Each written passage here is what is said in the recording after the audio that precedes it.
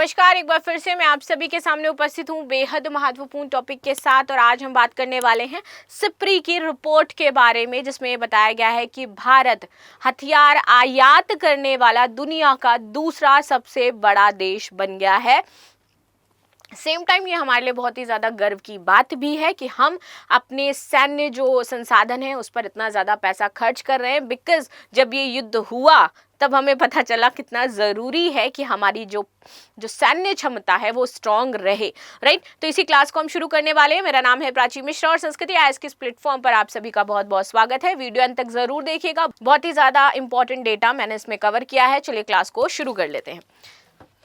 News है Ukraine, Bharat और Qatar. इस लिस्ट में पाकिस्तान का नाम कहां पर है, चलो समझ लेते हैं। Stockholm International Peace Research Institute, जिसे हम कहते हैं क्या, सिप्री की रिपोर्ट। तो उन्होंने हालिया रिपोर्ट पेश करी, किसको लेकर के, 2024 में सबसे ज्यादा हथियार किस देश ने परचेज किए, इसको लेकर के। इसको ये देखती है, यहाँ पर ये बताया गया कि भारत जो है वो दूसरा सबसे बड़ा आयातक देश बन गया है। पाकिस्तान और चीन के खतरे को भांपते हुए सरकार ने कभी भी अपनी सैन्य शक्ति में कि हम इसको खाली छोड़ दें या फिर अपनी सैन्य शक्ति के साथ कोई समझौता कर लें, तो ऐसा उन्होंने बिल्कुल भी नहीं किया है। ठीक है, आगे बात करते हैं। यहाँ पर यूक्रेन इस लिस्ट में पहले नंबर पर है और कतर इसमें तीसरे नंबर पर आ जाता है।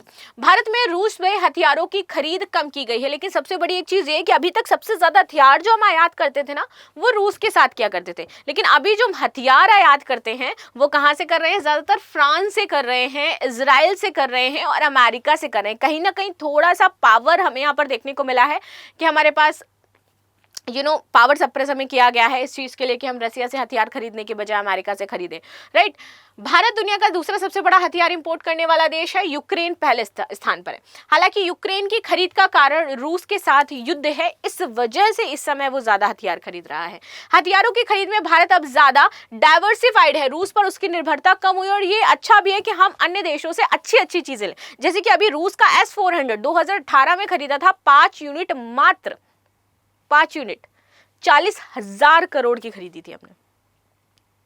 कितना महंगा सिस्टम था, लेकिन उस S-400 ने हमें हर खतरे से बचाया और वहीं चाइना का Q9 भारत ने तबाह कर दिया। अब वह फ्रांस, इजराइल और अमेरिका से भी हथियार खरीद रहा है। भारत ने कैसे लिया मोड़, देखो 2020 से 2024 के बीच सबसे बड़े हथियार आयातक देशों की लिस्ट में यूक्रेन 8.8% पहले नंबर पर हो जाता है, भारत 8.3%, कतर 6.8%, सऊदी अरब 6.8% और पाकिस्तान 4.6 पर आ रहा है। यूक्रेन में हथियारों का आयात रूस के साथ चल रहे युद्ध के कारण बढ़ा हुआ है। भारत के हथियार आयात 9.3% की कमी आई है, लेकिन इससे भी ज्यादा हम खरीदते थे, कमी आ गई है 9.3% की। ये कमी 2015-19 की तुलना में हुई है। इसकी वजह यह है कि भारत घरेलू स्तर पर हथियारों का निर्माण करने लगा है, इसलिए कमी आई। अगर हम 2015 से 19 के बीच की तुलना करें, उसके बाद अभी जो हमारा आया डेटा वो देखें, तो वो ये बताता है कि पहले हमें ज्यादा निर्भर रहना पड़ता था दूसरे देशों के हथियारों पर। अभी हमने स्वनिर्मित चीजें बनाना शुरू कर दिया है, इस वजह से अब हम दूसरों से हथियार खरीद नहीं रहे हैं, बल्कि इन इंडिया उनको मैन्युफैक्चर किया जा रहा है, जिसकी वजह से कॉस्टिंग कम आएगी, इंडस्ट्री जो है बड़ी बड़ी लगेंगी। जैसे कि आपको पता हो तो आज नहीं, कल एक्चुअली, ठीक है, आपका यूपी में ब्रह्मोस मिसाइल का जो मैन्युफैक्चरिंग यूनिट है उसका उद्घाटन किया गया।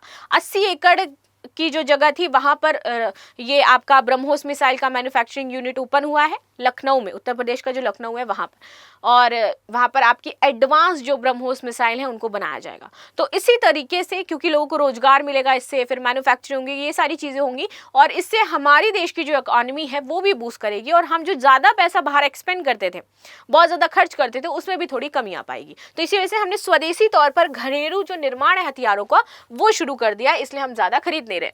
वहीं 2024 में सेना पर सबसे ज्यादा खर्च करने वाले देशों में भी भारत टॉप 5 में, कि हमने सबसे ज्यादा पैसा अपना सेना पे खर्च किया है।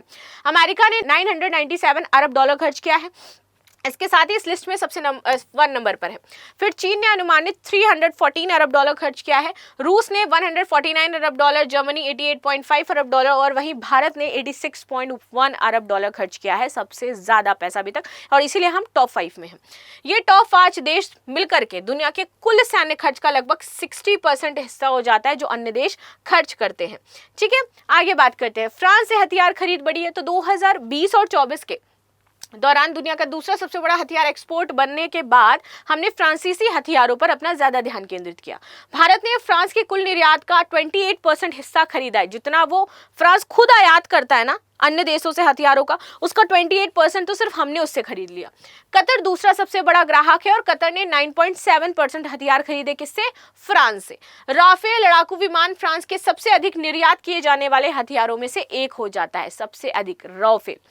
रूस के हथियार निर्यात में पिछले 5 सालों में 64% की गिरावट देखने को मिली है, लेकिन भारत अभी भी रूस का सबसे बड़ा हथियार खरीदार है। भारत ने रूस के कुल निर्माण का जो निर्यात करता है या निर्माण करता है उसका हम 38% हिस्सा आज भी खरीद रहे हैं। तो भारत और रूस की दोस्ती अटूट है, सपोर्ट करते रहेंगे, लेकिन हम अपनी सेना का भी ध्यान देंगे, चीज़ों का भी ध्यान देंगे, डाइवर्सिफाई होंगे और बेस्ट हथियार खरीदेंगे, क्योंकि हमें कुछ पाकिस्तान और चाइना जैसे जो शत्रु हैं उनका सामना करना है। तो आपकी क्या राय हो जाती है इस मुद्दे पर लेकर के जरूर बताइएगा। मिलते हैं नेक्स्ट क्लास में, तब तक के लिए धन्यवाद। लाइक शेयर सब्सक्राइब करना बिल्कुल भी ना भूलें and thank you so much.